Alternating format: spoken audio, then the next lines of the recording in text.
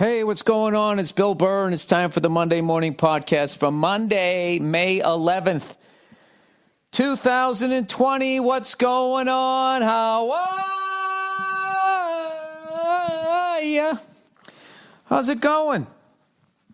Oh, it's the pandemic. It's never going to end. It's the pandemic. Look at your friend. Is he wearing a mask? If he's not, kick him in the ass. He's stupid. It's fucking unbelievable. Every day now. Now there's like traffic out here in LA. There's more and more people being just like, well, fuck this shit.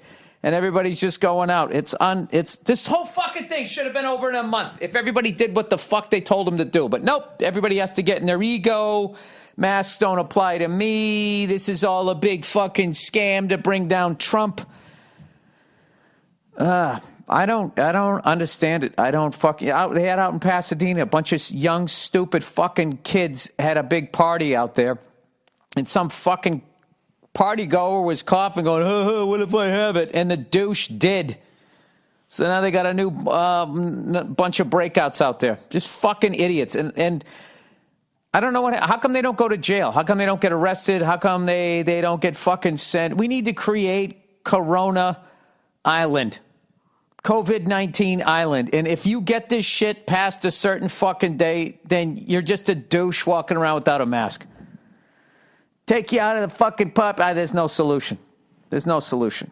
I don't know what the fuck to do here. God bless the fucking people working on a cure.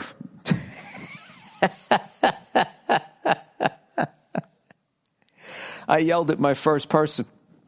He completely ignored me. I was walking around, the block with my daughter. We both had masks on or whatever, and I just hear this person walking quickly behind me. I turn around. It's a fucking older guy. No mask on. And I'm thinking, all right, well, he's going to take a wide berth, right? He goes to walk right by. So I walked up a driveway. And I was like, hey, buddy, where's your mask? Ignores me. Where's your mask? Yeah, rules don't apply to you. Hey, old man, you want to dance a few rounds? This quarantine has me yelling at old people. I don't know. Do you guys have any solutions? Does anybody have any theories as to why people would... there must be way more trust fund kids out there than I thought. I would think on some level, even as a young person, you would be concerned. You know what happened is kids became friends with their parents. That's what happened. We went from fucking go upstairs and get my belt overcorrected to, now like parents are smoking weed with their kids. That fucking generation, that dumbass generation. Hey, you guys want to do some fucking, what do they call those, barbiturates? What's the shit that just took everybody out? You want to do some oxy? I'd rather have my kid do oxy with me than with others. I don't know. I don't get these fucking parents just letting their kids just running all over the place doing whatever the fuck they do. I don't even know if that's even fucking true. I don't know. I'm just making up shit.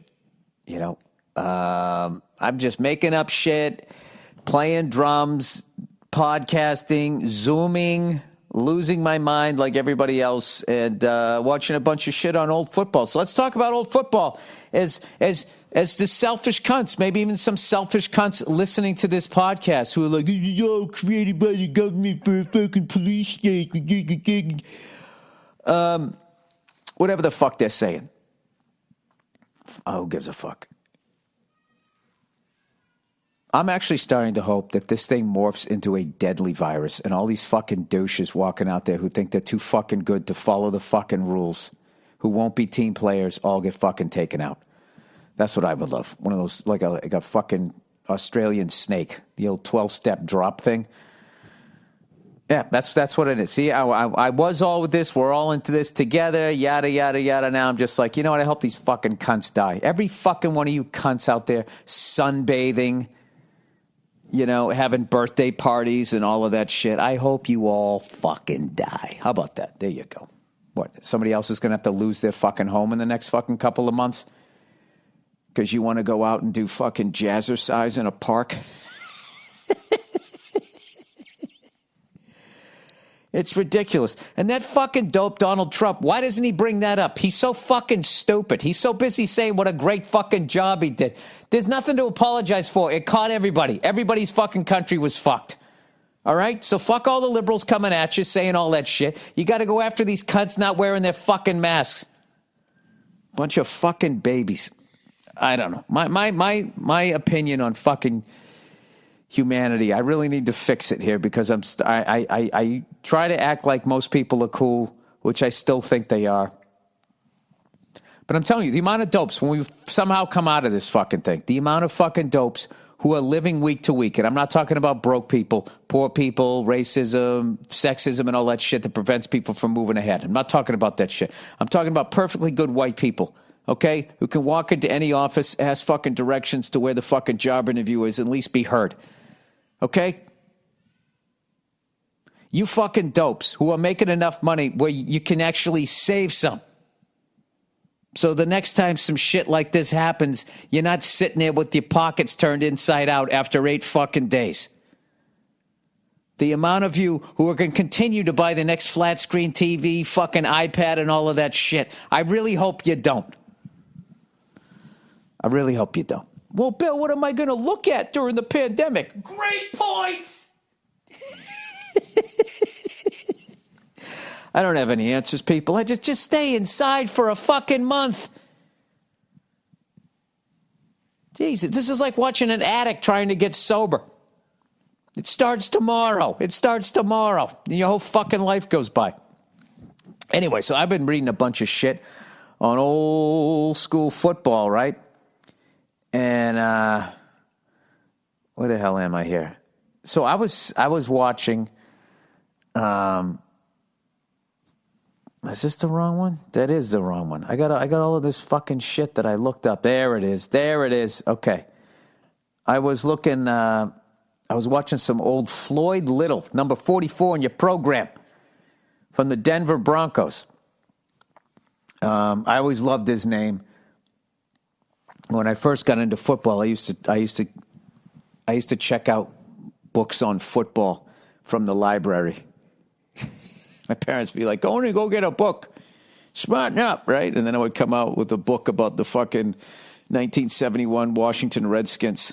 Oh, Christ, that isn't a book, right? So I used to always see all this stuff on Floyd Little. And I was fascinated with these guys that played before the people I was now watching. So I'm watching Floyd Little highlights, which I highly recommend. And in the middle of it, a couple of times, I see him catching passes from a black quarterback. And they showed him quickly. I was like, was that a black quarterback? Those arms did not look white, right? Number 15. So I looked the guy up. Marlon Briscoe, a.k.a. the Magician. Number 15 for the Broncos. Listen to this fucking story. All right, here we go. Marlon Oliver Briscoe, nicknamed the Magician, is a former American League football quarterback and wide receiver. In October 1968, after being drafted by the Denver Broncos of the AFL, in the 14th round, by the way, he became the first starting black quarterback in professional American football and established a Denver rookie record of 14 touchdown passes that season. He played professionally for 9 years. He's from Omaha, Nebraska, which is amazing that he didn't become an offensive lineman, the way they feed those kids that fucking corn out there.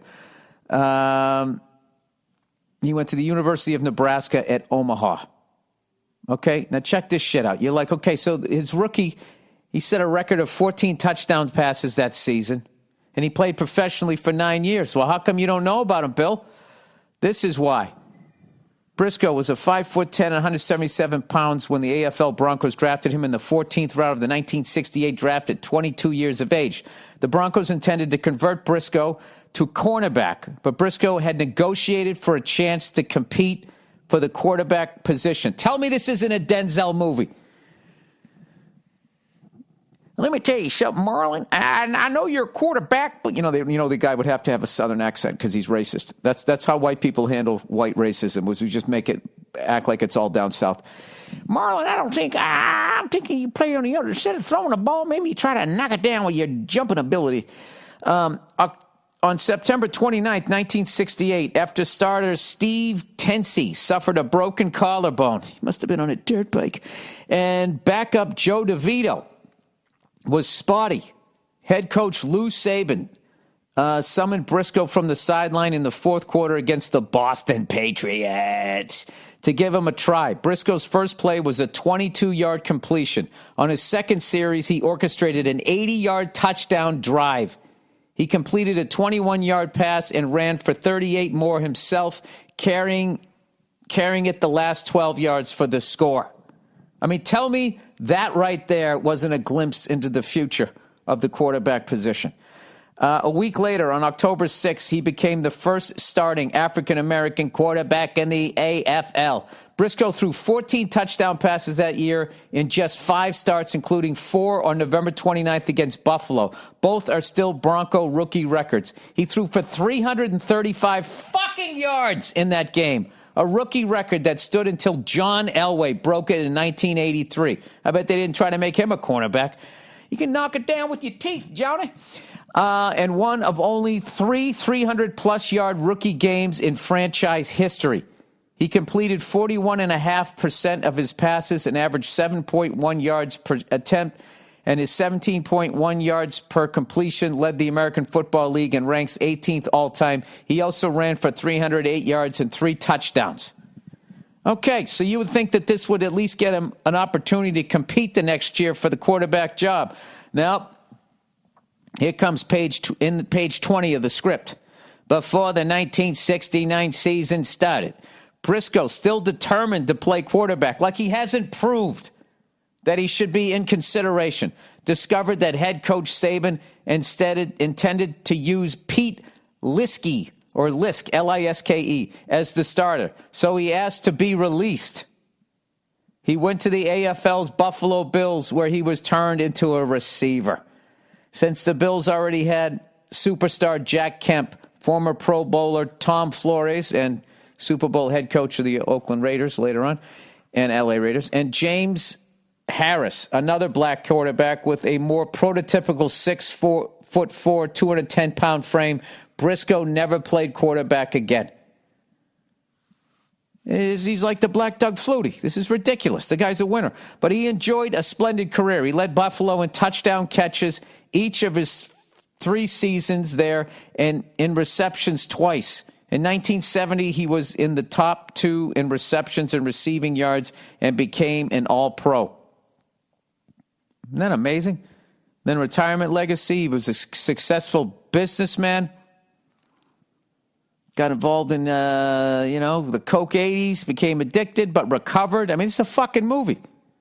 A biopic film titled The Magician, based on Briscoe's life, has been under development for several years. Canadian actor Lyric Bent has been approached to portray Briscoe in the film. In 2016, the University of Nebraska, Omaha, Briscoe's alma mater, honored him by unveiling a statue.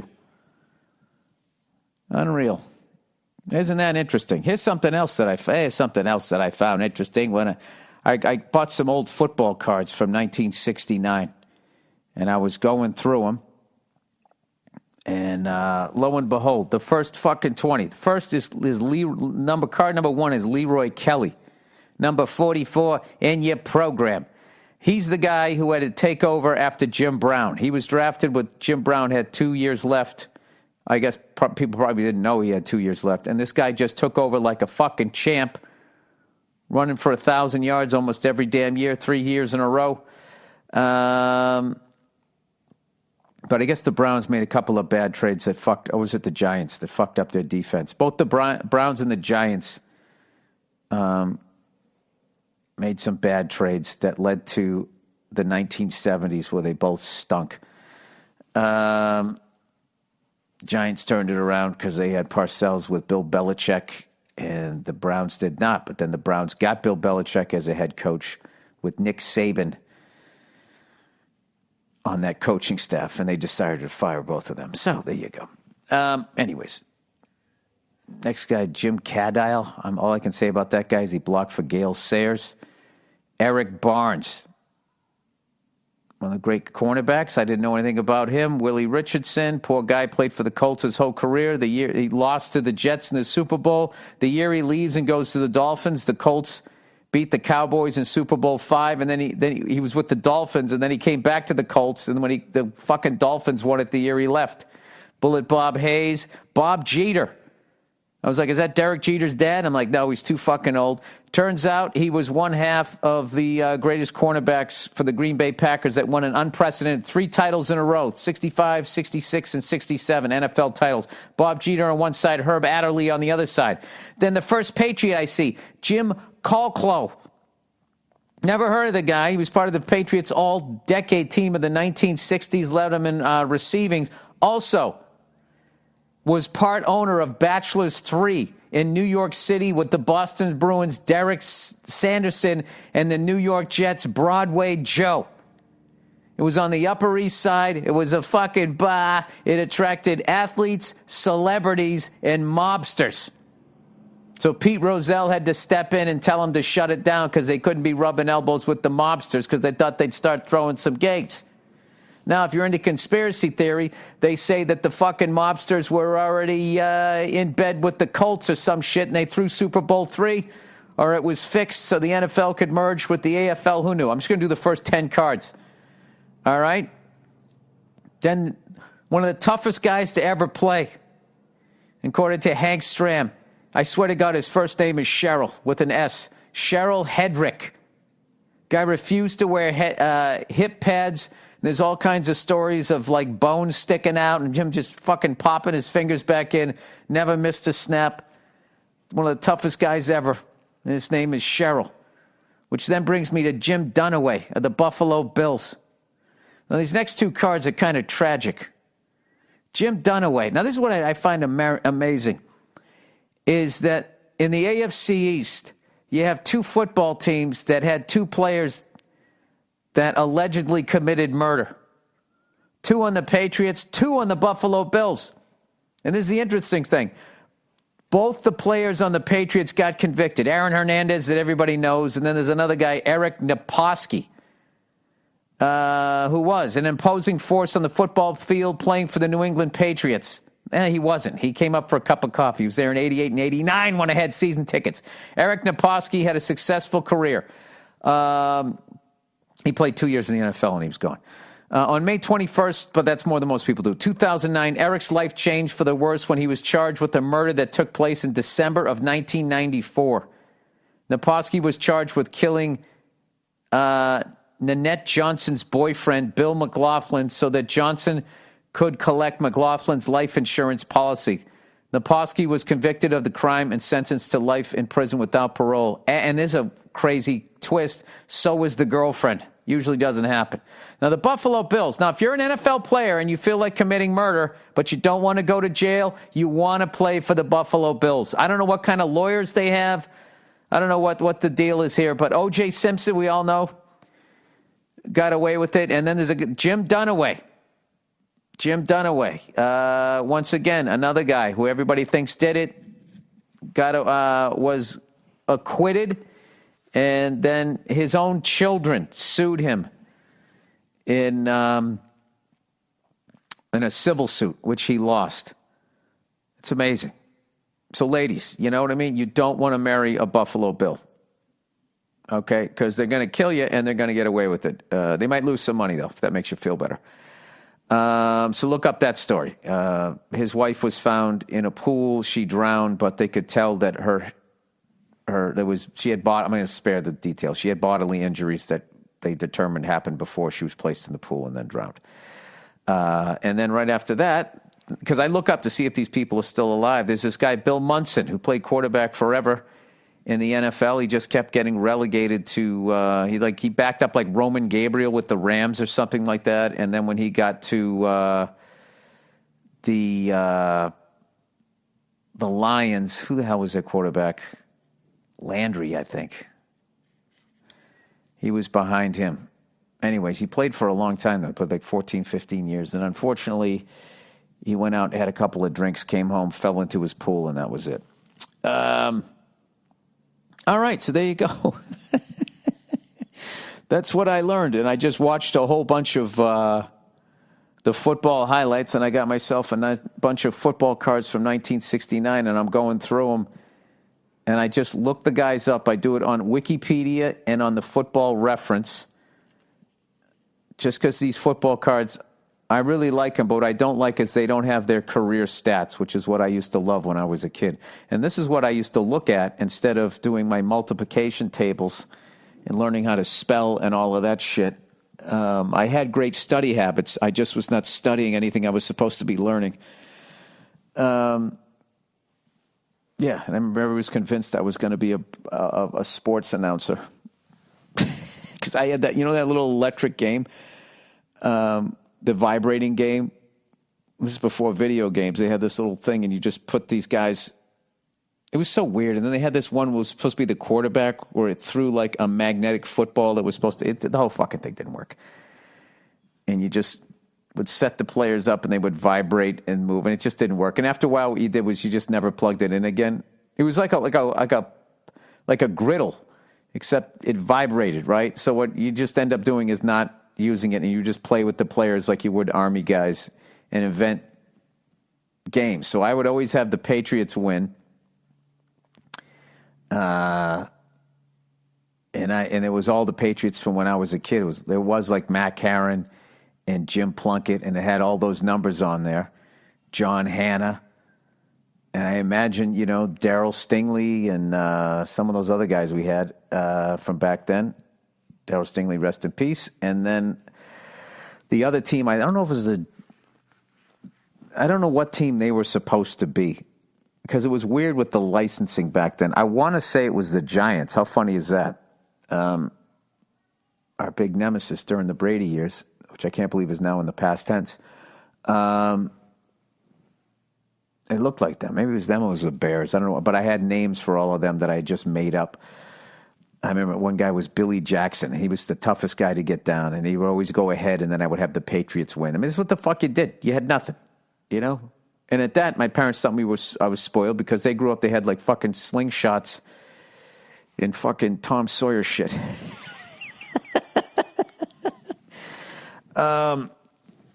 Anyway, so I had like 2 days. Let's talk some drums here, shall we? I actually had 2 days where I only had like 45 minutes to play. I can't believe how busy I've been during all of this, but got to keep the plate spinning. I had 2 days of the most focused and I don't even know what the word is. Practice, the most focused and moving forward. God, I'm stupid. What's the fucking word? Most effective. Jesus Christ. Practices. I had back-to-back days. And then in the last couple days, it wasn't as good because I think I was doing the same thing I do when I have a good set as a comic. It's like usually the next night I have a bad set or not as good a set because I'm thinking about what I did the night before rather than just being in the moment. So I love the results of those two. So then I started comparing the third day to, is it going to happen again? Is it going to happen again? So, of course, it doesn't. But I just really slowed everything down, and I've just been working on one or two things. I've just been doing everything that Dave Elitch told me. I'm finally applying it. Like, it took me forever to get it. And then, get a little burned out. Then you play a few songs, have a good time, blah, blah, blah, and then you maybe come back to it. And I was actually playing Good Times, Bad Times at 84 BPMs, right? The song's at 95. I was like, oh, my God, I'm getting there. It's finally happening. And then I was in such a rush to see if that wasn't just a fluke. I don't think I warmed up enough or whatever. And then the next day I could barely play it at 78. But I was just like, all right, don't get frustrated, blah, blah, blah, blah, blah. So I'm looking forward to getting out there in the garage again today. What I'm really looking forward to is getting back on stage and doing stand-up. But until then, I'm just going to learn about 1960s football and play a lot of drums and guitar. I've been playing a little guitar. Busted that out. My wife, the funniest thing ever. Like, I was sitting there, and I'm playing all the 80s shit that I grew up with. I'm playing some Cinderella, Bon Jovi, Wanted Dead or Alive, Little Rolling Stones. Angie, right? I like that shit. It's acoustic guitar, you know? Seasons of Wither, Aerosmith, you know? Just having a good time. And then she just keeps coming and requesting songs. She goes, why don't you learn More Than Words from Extreme? So it's like, well, this all right. So I learned that song, and my brother told me that I needed an intervention if I learned that fucking song on guitar. And you know what I'm going to do now? And it's actually, you know, I'm not shitting on that group because both, was it Gary Sharon and Nino Bentoncourt? I can't remember their names, but very talented people. Every once in a while, you got to write a hit. You know, you got to have a fucking hit. You got to have one for the chicks. All right. I got to look up More Than Words. I got to look up these lyrics because as far as I remember, it was basically a guy who didn't want to say I love you. So now he's trying to fucking... saying I love you is not the words I want to hear from you. It's not that I want you not to say, but if you only knew how easy it would be to show me how you feel. More than words is all you have to do to make it real. Then you wouldn't have to say that you love me because I'd already know. Well, yeah, because you know what, dude? Because you don't want to say it to her. Listen, don't say you love me, you know.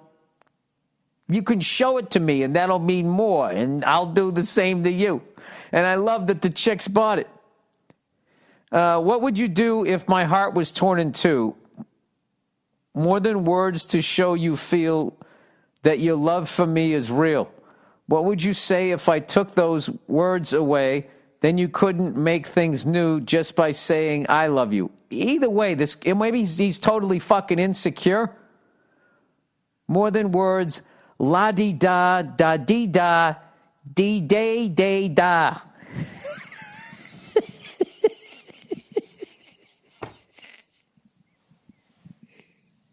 I'm going to tell you something about More Than Words. There's more than that bullshit going on in that fucking song. The fuck out of here.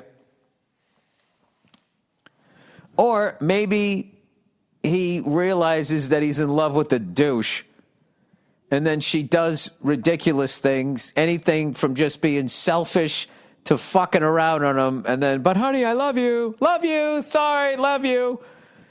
Then he shouldn't be writing the song. He should be getting the fuck out of the relationship. Either way. There's so many songs that like you listen to like for fucking decades, and then just one day you finally really listen to the lyrics. You're like, wait a minute, rewind. What the fuck is this guy talking about? Or maybe you're having these experiences in life and you're superimposing them onto the lyrics that these two people wrote, and you're 100% wrong. That also could be a thing. All right?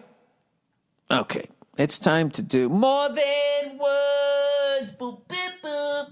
Is all that you can do. La-dee-da-dee-day-dee-doo. All right, Legal Zoom, everybody. Sorry, now you guys are all going to have that in your heads, but I'm telling you. Just fucking look up the lyrics. Or what would you rather have? Would you rather have, what the fuck is that song I was listening to? I also like Cinderella, Shake Me. She said, shake me. Why did she say shake me? You give her fucking whiplash, right? That's that Chris Rock bit, right? Never hit a woman, but I'll shake the shit out of him. He must have been a Cinderella fan. LegalZoom, health and safety is on top of everyone's minds right now. No matter what happens, you want to make sure your loved ones are protected. That is why LegalZoom continues to provide a reliable way for everyone to set up the right estate plan without leaving your home. It starts with finding the answers to your questions. Do you need a last will and testament or a living trust? Of course you do. Did you bring people into the world? Are you married? You want to make sure they're going to be okay, you know, in case you're going down the street on your fucking Segway, you lose control, right? And you slam into a bunch of people not wearing masks, sunbathing in a park. You get CTE and fucking the COVID all at the same time. It starts with finding the answers to your questions. Do you need a last will and testament or living trust? Sorry, yeah, I already read that. I apologize. What about an advanced healthcare directive?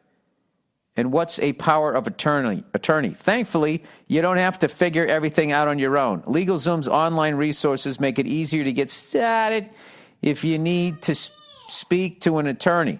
Their independent attorney networks is there to guide and advise you.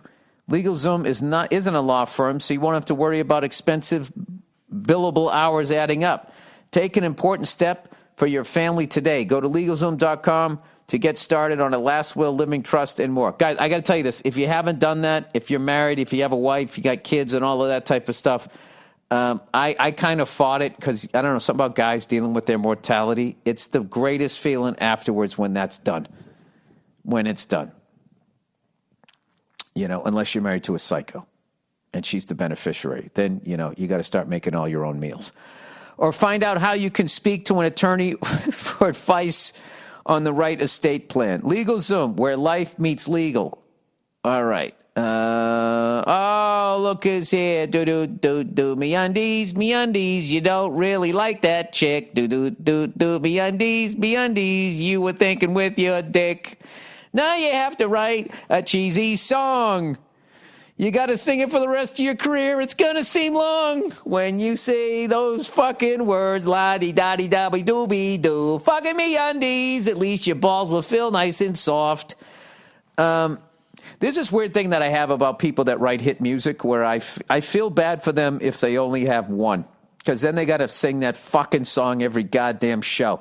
Or if you're the Rolling Stones, you know, they can kind of take a couple of fucking, you know, like, Roy, I can't play Satisfaction again. It's just not satisfactory to me, Mick. All right. Summertime dreaming. These are the day when visions of sunshine and surf dance through our heads. Probably now more than ever as we collectively mold into our couches.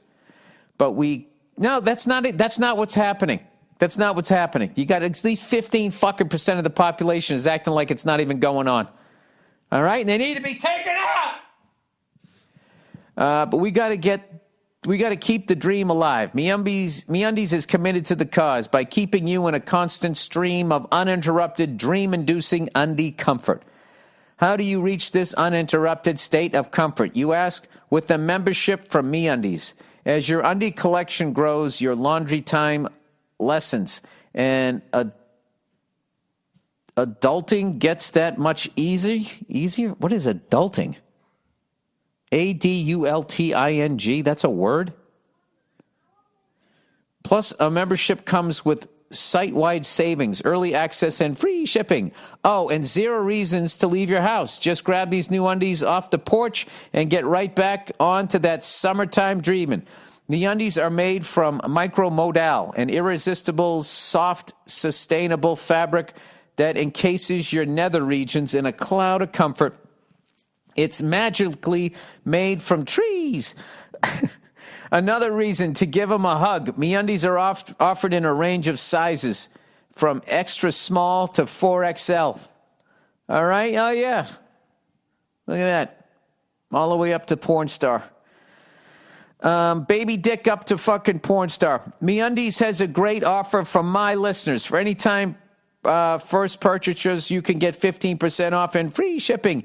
You got to give this super softness a try, especially because they have a 100% satisfaction guarantee. To get your 15% off your first order, free shipping and 100% satisfaction guarantee, go to MeUndies.com/Burr. That's MeUndies.com/Burr. All right. One more here. Honey! We all shop online a lot. But did you know you can make online shopping even better with Honey? Honey is the free online shopping tool that saves you money online. Honey automatically finds the best promo codes, sorry about that last one, and applies them to your cart, which makes online shopping finally feel as easy as it's supposed to be. Imagine you're shopping on one of your favorite sites, Target, Best Buy, Sephora, Macy's, eBay, Etsy, Walmart, etc. When you check when you check out, this little box drops down, and all you have to do is click Apply Coupons. Wait a few seconds for it to scan for every promo code on the internet. I wish every old lady would do this. Watch the prices drop instead of taking them out with their fucking hand shaking and shit, and you're just going, oh, man, this poor woman, do I help her out? I hate myself. I'm feeling impatient. When am I going to start wearing a house coat? Users love honey. That's why it has over 100,000 plus 5-star reviews on the Google Chrome store. Not using honey is literally passing up free money. It's free to use and installs in just a few seconds. Plus, it's backed by PayPal, so you know you can trust it. Get honey for free at joinhoney.com/Burr. That's joinhoney.com/Burr. Oh, by the way,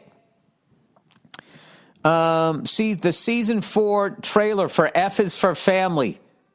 I posted that on my Instagram. I also posted that on my Twitter.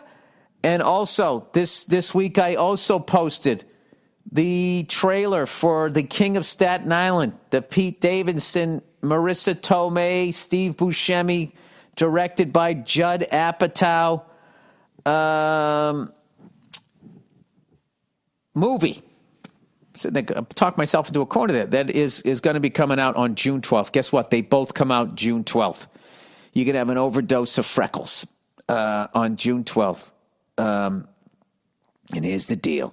I need you guys to watch this shit. All right? I hope that you like them. I think they're both fucking hilarious. The Pete Davidson movie is getting ridiculous, ridiculously positive feedback. I'm very happy about that because I loved working with all of those guys. And watch out for Ricky Velez, too. He fucking crushes it in that movie. Stand-up comedian who I got to meet on that thing. It's a great time. Seems like a lifetime ago with all this fucking shit we're dealing with. So June 12th, it's going to be streaming. All of this shit is streaming. F is for Family on Netflix, and then I'll have all the information where you can watch the King of Staten Island. I saw an early cut of it. It's a really, really good movie. All right? I'm putting that out there. It has my stamp of approval. I wouldn't bullshit you. All right? If it was just a piece of shit, I would be like, hey, it comes out June 12th. What's up with the weather? I would change the subject, but this is a really good movie. And F is for Family Season 4 with the great Jonathan Banks playing the part of Frank Murphy's father. And they don't have the best relationships. So there's another one. So it's kind of cool. They're both coming out on the same day. Overdose of old freckles. All right. Now I got a promo of a Wondery show. Wondery, who does all the advertising here on this podcast. So there's a podcast that's on the Wondery website here. Business Wars. All right. I'm going to actually listen to this. Amazon versus Walmart. Please use your own voice. These points are to guide you. Don't read verbatim. Don't rush. Jesus Christ. I feel like that was only put on my copy. All right. I'm reading all of this. Well, I'm supposed to improv in something that I don't know about? I'm discovering this with my listeners. This is part of the magic of my reads. All right. I want to tell you guys about a weekly podcast from Wondery called Business Wars. Each season digs deep into the greatest corporate rivalries of all time. Oh, that's fucking great. What a great idea for a podcast. Think Facebook versus Snapchat. That wasn't even a fight, was it? Or Nike versus Adidas. That wasn't a good matchup. Chevy versus Ford. That's still going on. Or Starbucks versus Dunkin' Donuts. On each episode, they give you an inside look at what inspired entrepreneurs to take risks that drove their companies to new heights or into the ground. I think me and my lovely wife would enjoy that. In their newest season, they cover Amazon versus Walmart. Business Wars follows these two enormous retails as they duke it out for retail dominance. I love how they just can't be satisfied with being multi-billionaires. Chances are you have ordered something from these two companies while you've been stuck at home for the last month. More Americans than ever are buying things online. 96% of Americans shop online, and almost half of those purchases take place on just one website, Amazon. Yeah. Maybe they started this COVID shit, huh? Who stood to gain? Is all these fucking businesses are going to go out of fucking business here. 90% of Americans live within 10 miles of a Walmart store. So they've got the distribution network to go toe-to-toe with Amazon when it comes to getting you what you want delivered to your door fast. This is like, when they do make those phony YouTube videos, alligator versus great white shark, or, fucking bear versus gorilla. Who would win? This is kind of cool, man. Walmart and Amazon are two of the biggest companies out there, but how big is big? Did you know before Amazon became Amazon, they only sold books? They were originally called Cadabra? That sounds like a brassiere for somebody with 3 nipples. The Walton family owns Walmart. That owns Walmart are some of the wealthiest people in the country with a combined personal fortune of over $200 billion. Workers inside both companies are rising up, arguing that the retail giants are failing to protect them from the coronavirus, prioritizing the bottom line over workers' health. Business Wars looks at how they are both more powerful than ever, but also more vulnerable. Business Wars it's amazing how this is like the shit why unions started, because of the bottom line was more important than workers' health. Business Wars takes you behind the scenes as these companies grow from small town startups to global powerhouses. I never understood why businesses like this didn't let their employees share more in the wealth. Like, I can't imagine how much fun it would be to be that successful with your business and you're making billions and billions of dollars. And then you just share the wealth with your fucking employees. Like, what do they think's going to happen? Everybody's just going to fucking quit? If I was running one of those fucking things, I would say, all right, here's the deal. This is whatever amount of money works. This amount of million, I'm going to give to each one of you employees, or whatever. This 100,000, whatever you can afford to fucking do. All right? But before I give it to you, we have a free course on how to manage money that's required, and you have to take these tests along the way and pass them. Okay? Because it's going to break my heart if I'm going to give you this fucking money and you're going to piss through it at a goddamn casino or whatever the fuck it is you're doing. All right? Now, once I give it to you, it is your money. And who is it? Hey! Pepper. What's going on? Good. I want to be goofy. You want me to be goofy? That's a new thing. Oh, hello, Lola. Oh, yuck. Doing that all day. You want to go play T-ball? Wait, I need to do dance class and music class. You need to do dance class and music class? Okay. All right, beautiful. We just came in to say hi. Oh, look at you two angels. Did you guys enjoy your breakfasts this morning? Like I'm getting that in there, that I made you breakfast? Yes. Yeah. Now, you say what a dad. What, Dad? You say what a husband. What a husband. See that, everybody? I am a good guy. I'm a good guy. What do you want to do today? I want to play T-ball and swimming. T-ball and swimming. You want to ride in your tricycle? Are you getting too big for? No, I want to keep that for... Oh, okay.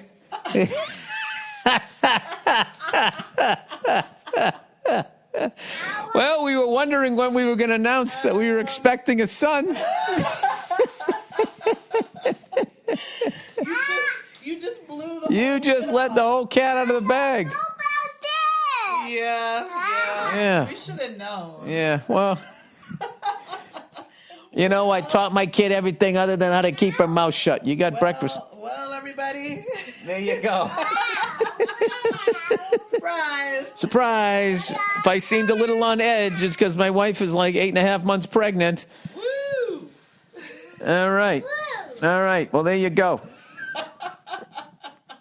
It's about as organic an announcement as you could have. Way to go, kid. Yeah. Way to steal our thunder. All right. Well, with that. With that, all right, go enjoy your dance class. Dance class. All right. Okay, bye. Bye. The town crier. All right.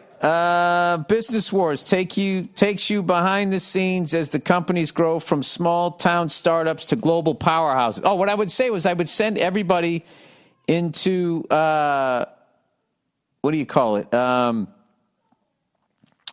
Like a business class or whatever.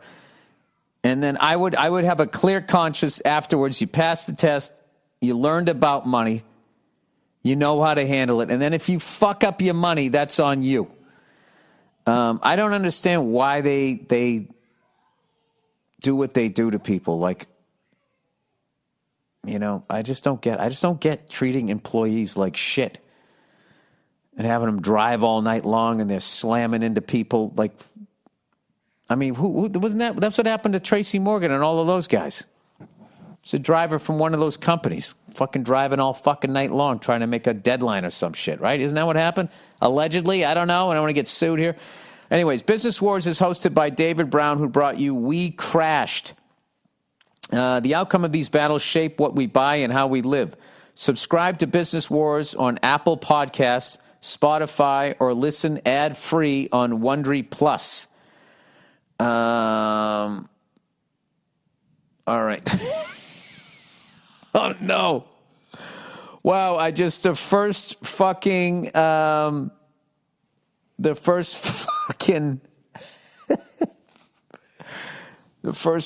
question of the week or to write in. Somebody wrote, wrong one. Wrong Tara Reid, you dope. Biden wasn't hanging around the set of American Pie. Tara Reid, Reade, was one of his aides. Love you. Love the podcast. Oh, I thought it was the other Tara Reid.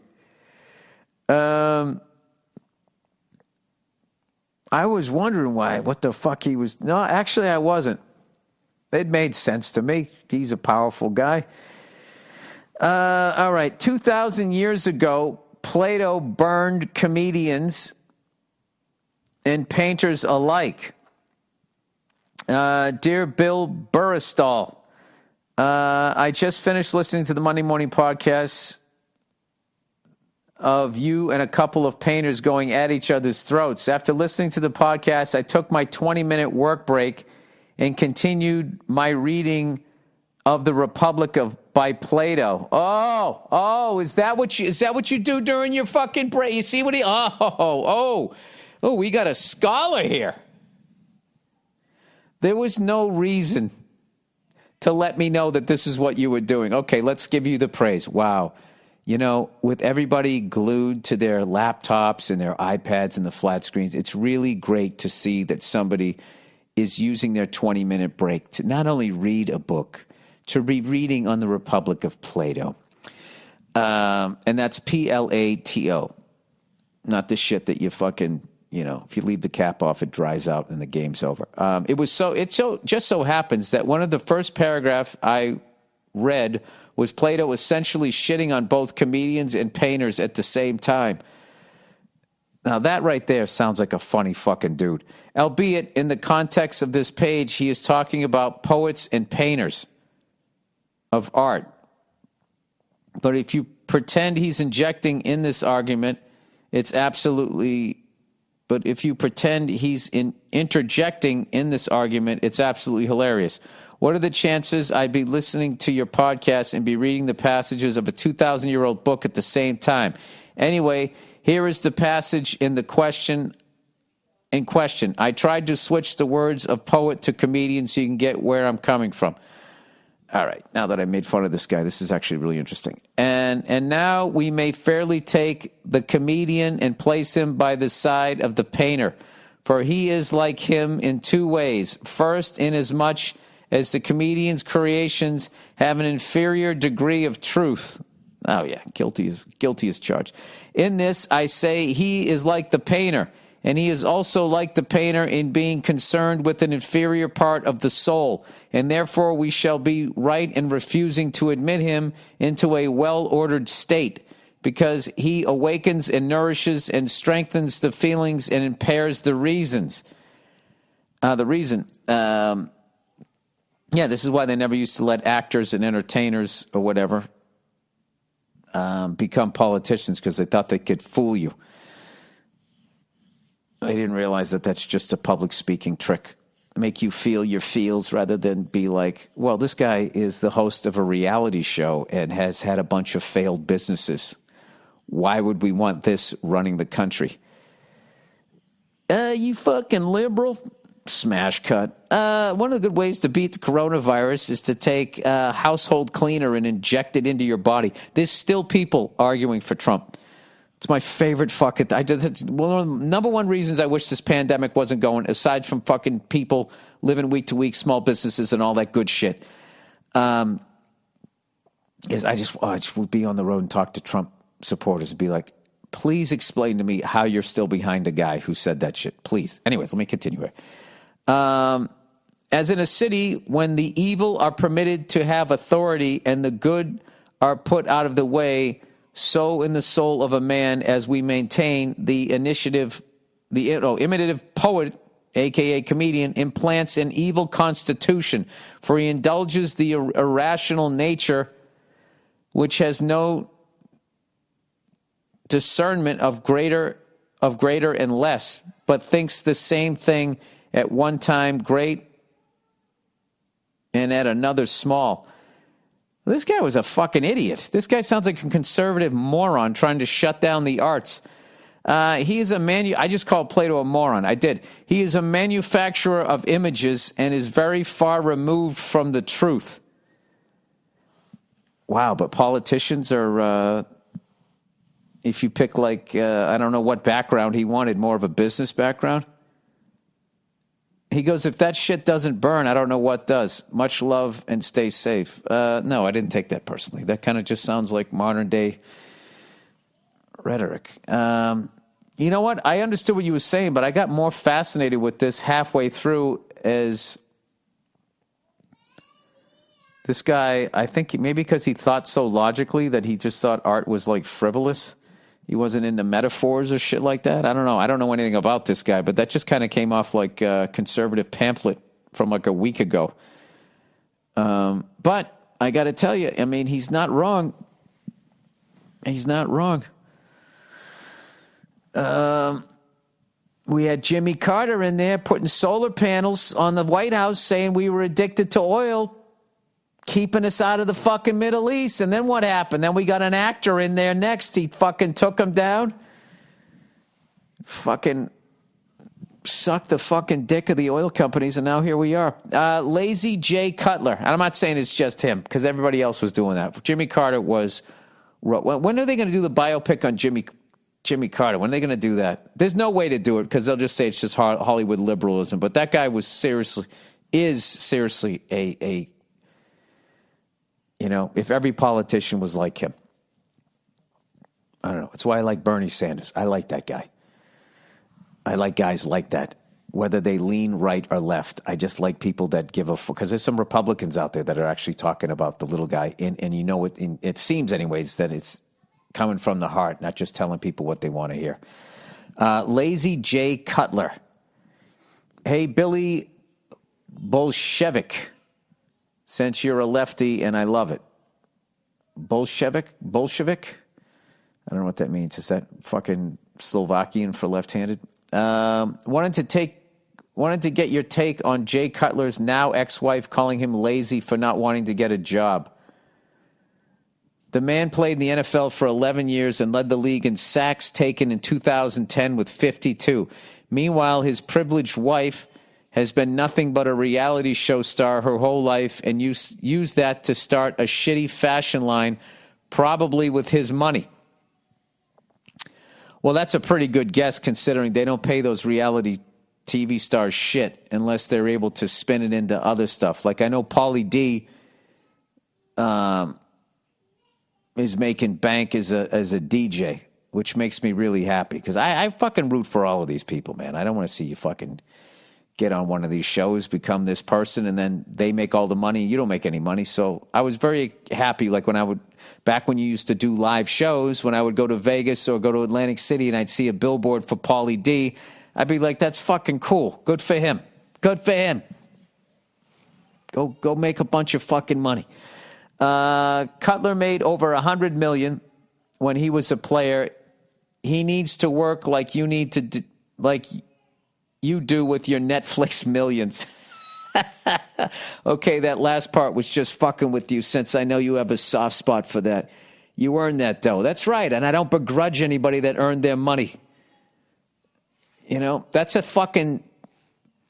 People who do that to people are losers who never went after a fucking dream. That's their thing. So then what happens is when you're going after your dream early on, they shit on it. And then when you make, hey, don't go forgetting the da-da-da-da-da. And then when they get into financial straits, they try to make you feel guilty because you worked your ass off. Yeah, you got money for gifts around Christmas? Must be nice. Must all that bullshit. That's that blue collar guilt that you can fucking turn it up sideways and shove it straight up your candy ass. I have no guilt. Cheers and go fuck yourself. Your daughter has the cutest voice I've ever heard, and you're lucky to have such a beautiful family. Yes, I am. A growing family. All right, let's look this in. Jay Cutler. Open the link. Dink. Open the link. Da-da-da-da. Kristen Cavallari. Divorcing lazy Jim Cutler because he was unmotivated. Oh, boy. Kristen Cavallari is divorcing Jay Cutler in part because she's sick of the former NFL star lying around the house, page 6 is told. The Hill star married Cutler in 2013 when he was a quarterback with the Chicago Bears, and we're told she thought he was lined up for a demanding career as a... And we're told she thought he was lined up for a demanding career as a sports broadcaster after he hung up his cleats. But sources say that after his broadcasting career faltered, the ever-ambitious Cavallari, who announced in late April the pair were splitting, found him unmotivated and even lazy, while he found that he had a penchant for hanging out with their 3 kids and menagerie of animals on their Tennessee farm. She was growing increasingly impatient with him. He was supposed to take this big job at Fox Sports and have a life after football that would get him up off the couch and do something, said an insider. Instead, he backed out. This is 3 years ago, and joined the Miami Dolphins. That didn't pan out well, and he was left with no TV gig until she got the show for them. 2017, after 8 seasons with the Bears, Cutler retired to pursue a broadcasting career, then came out of retirement and spent 1 injury-marred season with the Dolphins. The couple moved on to star in the e-reality series Very Cavallari. Oh, boy. It's her last name. Oh, brother. Well... He picked her, which follows her jewelry business and their family and has so far aired for 3 seasons. The source added the Cavallari views herself as a very polished and put together, and Cutler as this lazy, unmotivated guy.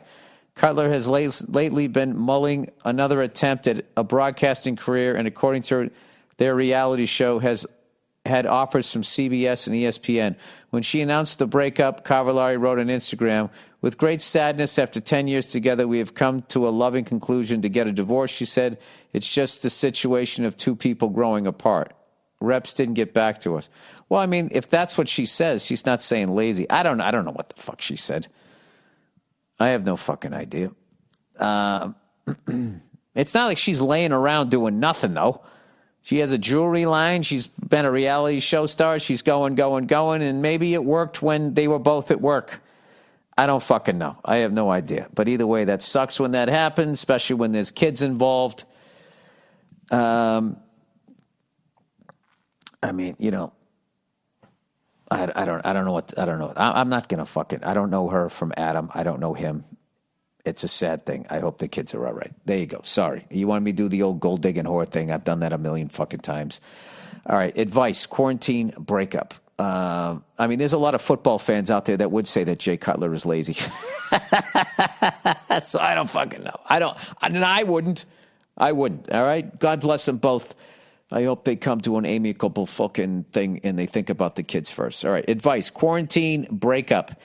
Oh, boy. Hey there, Billy Beef Curtains. I have decided it's time to break up with my girlfriend of 2 years. The only reason I haven't already are that my parents love her and I don't want to send her into a downward spiral of depression. See what happens when you choose what other people want rather than what you want. Anyways, which she has a history of. I am well versed in your podcast breakup advice, so I know that those are not valid reasons to stay in our relationship. Things were already bad before quarantine, so I know that the COVID isn't the issue here. However, how does your advice translate to these capital letters uncertain times? We do not live together. Nice! We are both staying with our families. Beautiful! We go to the same college with the same major, which is how we met. How do you advise executing the breakup in the quarantine? Do I still go for the in-person delivery or can I get away with the FaceTime call? And how do you advise dealing with being around each other at college whenever we go back? You're the best, Bill. Thanks for all you do. Well, usually I would say do it face-to-face. Can you break up with her from 6 feet away?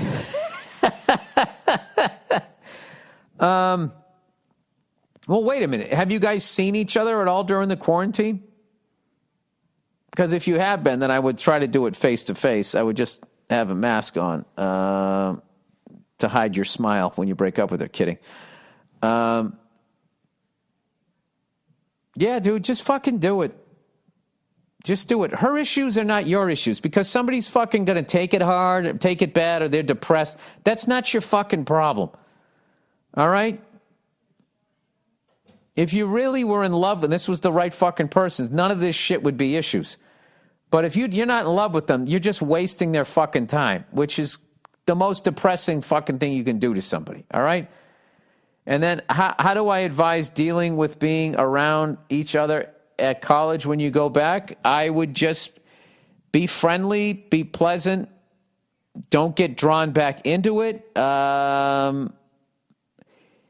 If she goes the, women do that thing where they do the vengeance. I got to get him back. I got to start fucking his friend. I got to spread rumors, whatever the fuck she's going to do. Just, if she does do any of that shit, just, and your friends, oh, she said this, and this about it. Just shrug your shoulders and be like, I mean, she misses my dick. I mean, I don't know what to tell you, No, I don't. Just, my thing is whenever I broke up with somebody, I always tried to stay away from them, to give them a chance to just do whatever, and then also to just try to avoid as much as that, the shit that women can do. But you definitely should break up with her if that's what you want to do. You should definitely fucking do it. And her being depressed and all of that shit is not your fucking problem. It just isn't. All right. Her Majesty blowjob question. Hey, Billy, burnt tits. I don't even know what that means. My buddy has been asking this same question at parties before Corona.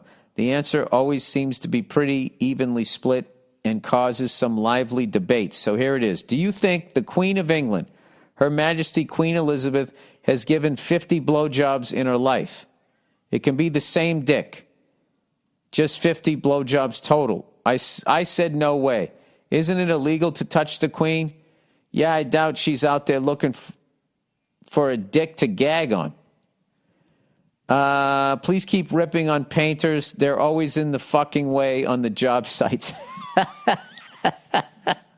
Sure they feel the same about you. Or whatever your vocation is. Let's see here. 50 blowjobs? Yeah, those fucking rich white people are all freaks. She's probably sucked a dick wearing a goat head. I don't know.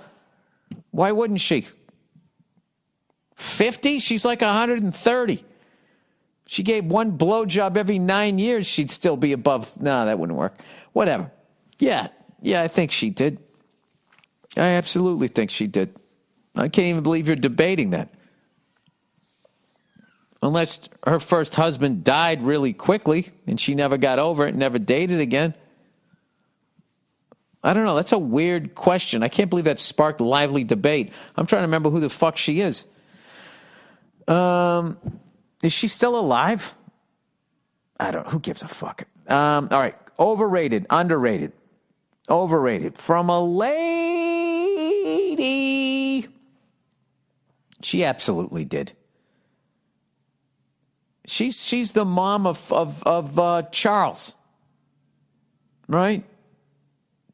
Aren't they all fucking around, and then they fucking get a mistress, and then they fucking leave, and then they get excommunicated out of the thing, and then they gotta beg their way back, then they go to fucking Canada? Yeah. Yeah, absolutely. You're in a fucking bubble, everybody looking at you, you're sitting there sweating it every day. At what point is this whole thing gonna go away with this royalty bullshit, and they're gonna take this house? I've never had a job in my life. It makes you nervous.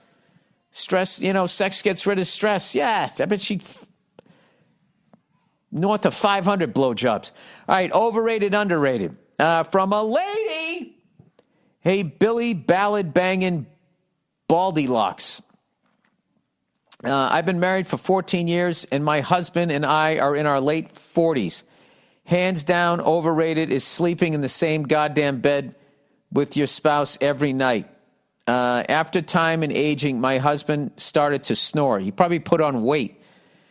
I'm a lighter sleeper, so I begin to crawl into the guest room for a few uninterrupted hours of sleep.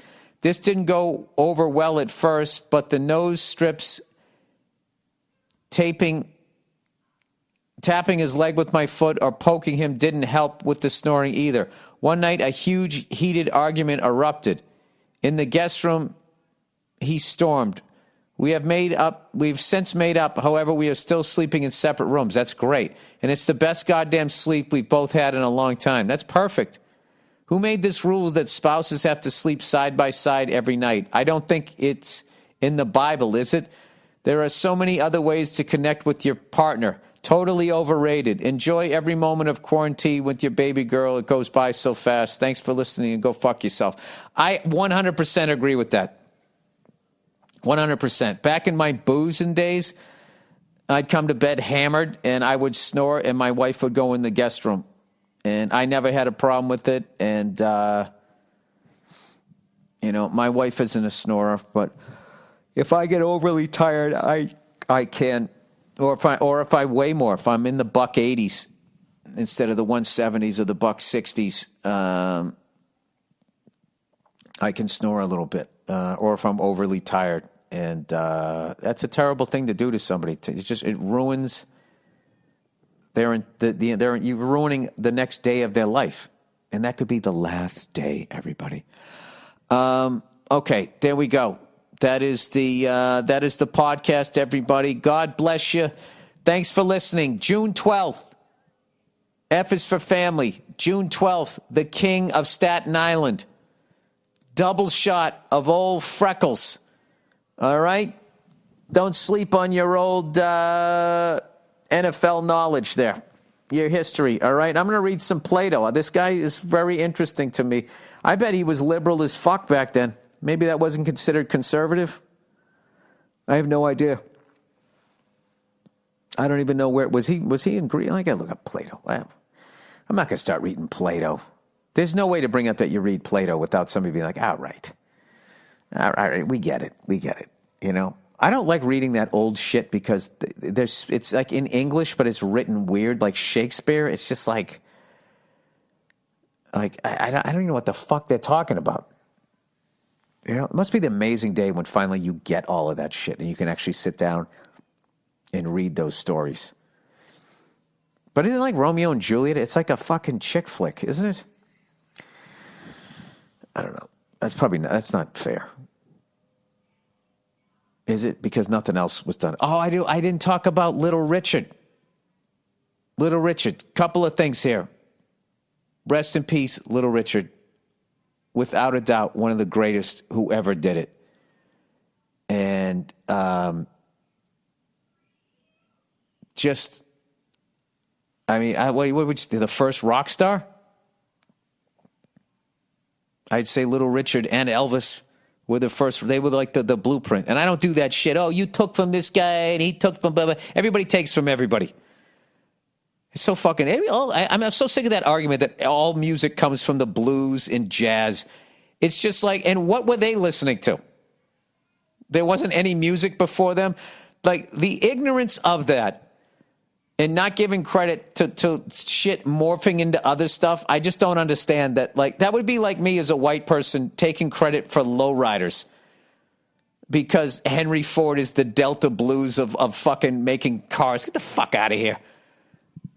That's some Latino shit. They came up with it. It's fucking amazing. White people never would have done that. You know? I saw somebody was, Jerry Lee Lewis stole everything, but it's like, you don't think he was also listening to Hank Williams? I'm supposed to sit here and think Jerry Lee Lewis was playing chopsticks, and then fucking, what's his face comes along, and then immediately he fucking, Little Richard comes along, and then all of a sudden in 1 year he learns how to play piano like that. I mean, everybody listens to fucking everybody. And I saw that on Twitter. It's just like, can't somebody just die and you can just say he was one of the greatest of all time without shitting on somebody else? It's fucking horrific. They all serve a fucking purpose. They're all fucking amazing and they're all way more talented than me. So I'm not going to criticize any of them. All right. God bless anybody who comes up with something fucking creative. Having said that though, I mean, that guy's he's at the top. I'd have to say that guy is at the fucking top as far as the performance, the voice, the screaming, all of that. I mean,